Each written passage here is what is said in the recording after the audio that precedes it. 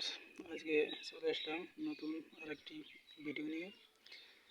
এই যে চারাটি দেখছেন, এটি সবাই চেনেন।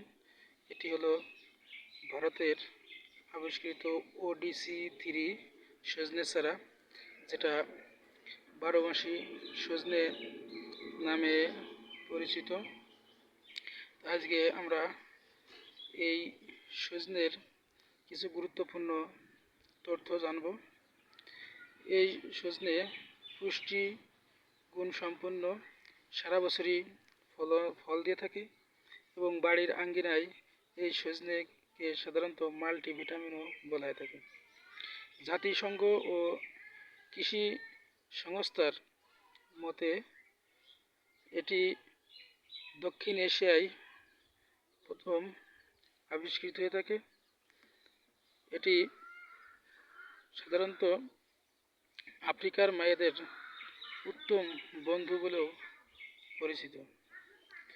সজনের বৈজ্ঞানিক নাম হলো মোরিঙ্গা অলিফেরা এবং মোরিঙ্গাসিস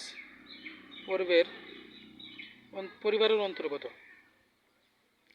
এই সজিনার পাতা সুস্বাদু এবং ফলও অনেক পুষ্টি সমৃদ্ধ এবং সারা বছরই এর ফলের চাহিদা বেশি থাকে।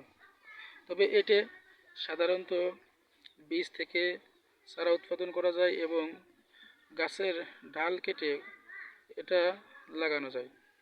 দুই পদ্ধতিতেই এই গাছ রোপণ করা যায়।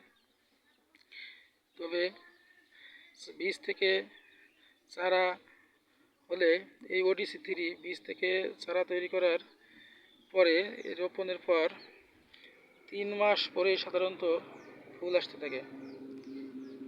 তবে ভিউয়ার্স, যদি এই চ্যানেলটি ভালো লাগে তাহলে আপনারা অবশ্যই সাবস্ক্রাইব করবেন।